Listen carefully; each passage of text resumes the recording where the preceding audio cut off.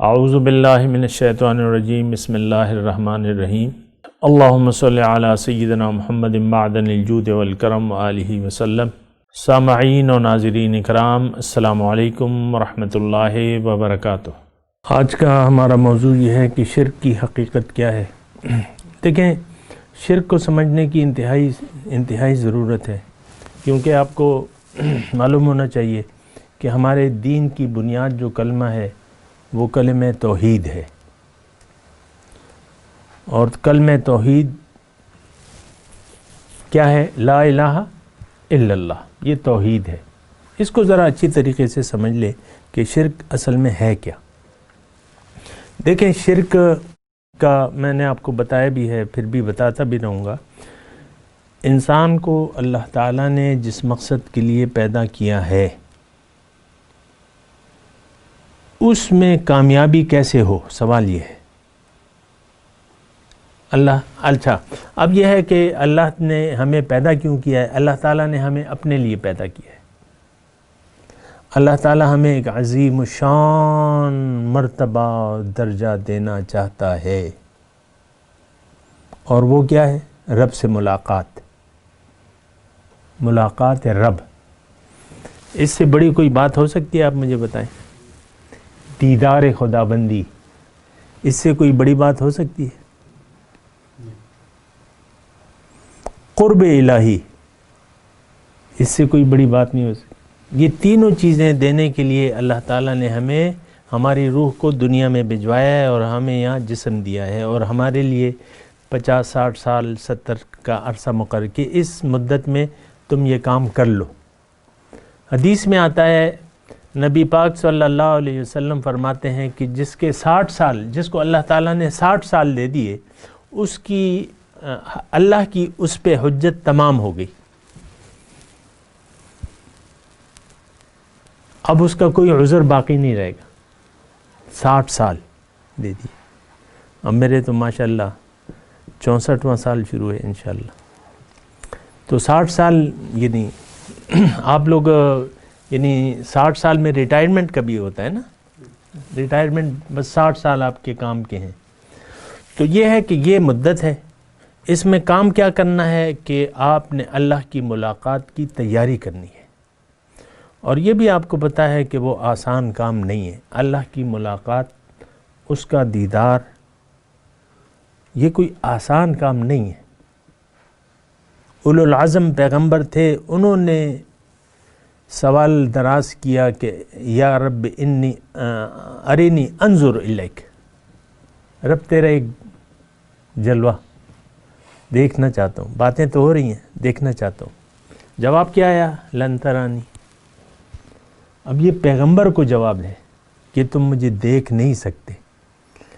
پھر اللہ تعالیٰ نے ان کی تسلی کی کہ تم ایسا کرو، یہ سامنے پہاڑ ہے طور کا، اس پہ میں اپنا ایک تجلی ڈالتا ہوں، اگر اس نے برداشت کر لیا تو تم بھی دیکھ لو گے۔ لیکن فلما تجلی ربہ للجبل جعلہ دکا وخر موسیٰ صاعقہ، جب اللہ نے اپنے ایک تجلی، یہ دیدار نہیں تھا، یہ کرن تھی اللہ کے نور کی، ایک تجلی تھی۔ براہ راست دیدار کیسا ہوگا اس کا تو ہم تصور نہیں کر سکتے۔ صرف نور کی ایک تجلی تھی، اس کو وہ پہاڑ برداشت نہ کر سکا اور ریزہ ریزہ ہو گیا۔ یعنی میں صرف آپ کو یہ کہہ رہا ہوں کہ یہ آسان کام نہیں ہے رب کا دیدار۔ ہماری ظاہری آنکھ، ہمارا عقیدہ یہ ہے کہ ہماری ظاہری آنکھ جلوے کی، یہاں نور کے جلوے کی تاب نہیں لا سکتی ظاہری آنکھ، صرف وہ جلوے کی، یہ یعنی عقیدہ ہمارا یہ ہے۔ ہاں، اللہ کے نور سے نور دیکھا جا سکتا ہے یہاں بھی، نورانی، وہ ایک الگ موضوع ہے۔ لیکن میں شرک کی حقیقت کہہ رہا ہوں تو اللہ تعالیٰ نے ہمیں پیدا کیا ہے اپنے لیے، اور اپنے لیے کا کیا مطلب؟ اللہ تعالیٰ ہمیں چاہتا ہے کہ یہ میرے قریب آ جائیں، یہ لوگ میری طرف سفر کریں اور میرے قریب آ جائیں۔ قریب ہو کے ہی ملاقات ہوتی ہے، قریب ہو کے ہی دیدار ہو سکتا ہے، اور قریب ہو کے ہی قرب ہو سکتا ہے۔ تو قرب، اور یہ بات جو تھی آپ دیکھیں کہ مشرک بھی اس عقیدے کے قائل تھے، اگرچہ ان کا خیال غلط تھا، جیسے ہمارا خیال غلط ہے، ان کا خیال یہ تھا کہ وہ کہتے تھے کہ ما نعبدہم الا لیقربونا الی اللہ زلفیٰ، یہ معبود ان کی تو ہم عبادت اس لیے کرتے ہیں کہ یہ اللہ سے ہمیں قریب کر دیں، لیقربونا الی اللہ زلفیٰ، ہاں ہمیں اللہ کے قریب کر دے، تو یہ بات ان کو بھی معلوم تھی۔ تو بہرحال میں آپ سے یہ کہہ رہا ہوں شرکی، اب دیکھیں انسان کو اللہ تعالیٰ نے پیدا کیا ہے اپنے لیے، انسان اپنے مقصد میں کامیاب کیسے ہوگا یہ بات ذرا نوٹ کر لیں۔ انسان اور اس کا طریقہ اللہ تعالیٰ نے بنا دیا ہے، بہت ہی زیادہ آسان ہے، یعنی انسان اپنی معراج بہت آسانی سے حاصل کر سکتا ہے، یعنی انسان اپنے مقصد حیات میں بہت جلد کامیاب ہو سکتا ہے، خواہ کہ اس کے پاس روپیہ نہ ہو، ٹکا نہ ہو، پیسے نہ ہو، کوئی بات نہیں، پیسوں کی ضرورت ہی نہیں، پیسوں تو یہاں کسی کے پاس ہوں گے یا کسی کے پاس نہیں ہوں گے۔ تو یہ ایک بات نوٹ کر لیں کہ بہت آسان، اب یہ طریقہ اللہ تعالیٰ نے بنایا ہے، یہ آسان طریقہ، اب ظاہر ہے کہ اللہ تعالیٰ ہمارا خالق ہے، ہم سے واقف ہے، ہماری طاقتوں سے واقف ہے، تو اس نے بہت آسان کر دیا ہے، بہت آسان کر دیا ہے۔ کیا کہ انسان کو اختیار دے دیا ہے، زندگی دی ہے اور زندگی گزارنے کا اختیار دے دیا ہے، اور پھر یہ کہا ہے کہ اے انسان اگر تم چاہتے ہو کہ تم مجھ تک پہنچ جاؤ تو یہ اختیار ایز اٹ از مجھ پر بیچ دو، میں اس کا خریدار ہوں، جو اختیار میں نے تمہیں دیا ہے یہ ایز اٹ از مجھ پہ میرے حوالے کر دو،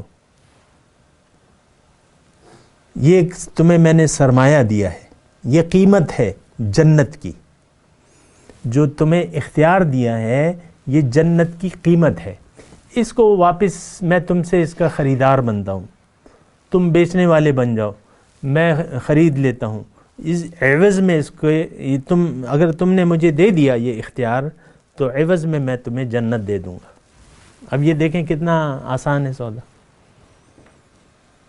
اور یہ تو قرآنی آیات کا میں نے ترجمہ پڑھا ہے، ان اللہ اشتری من المؤمنین انفسهم واموالهم بان لهم الجنہ، اللہ تعالیٰ نے مومنوں سے ان کے مال و جان کا اختیار خرید لیا ہے، عوض میں ان کو جنت ہے، قرآنی آیت ہے، اس میں کوئی تشریح کی بات ہی نہیں ہے کہ بھئی تشریح ہو، اس کی تفسیر ہو، تعویل ہو، نہیں، سادی سی بات ہے، مال و جان کا اختیار، انفسہم و اموالہم، ہم تو آپ دیکھ لیں ہمارے پاس جو مال ہے اس کو ہم اپنا سمجھتے ہیں، سمجھتے ہیں کہ نہیں سمجھتے؟